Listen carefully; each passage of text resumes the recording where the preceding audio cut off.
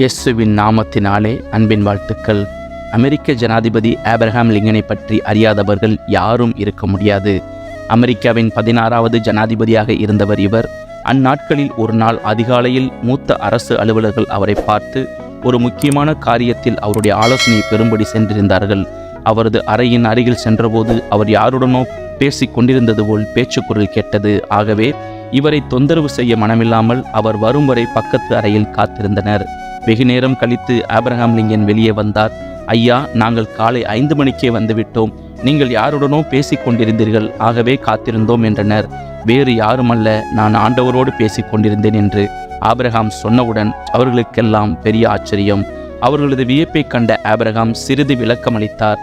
நான் சிறு பையனாக இருக்கும்போது காடுகளில் விறகு வெட்டி ஜீவனம் செய்து வந்தேன். என் பாட்டிதான் என்னை பராமரித்து வந்தார்கள்.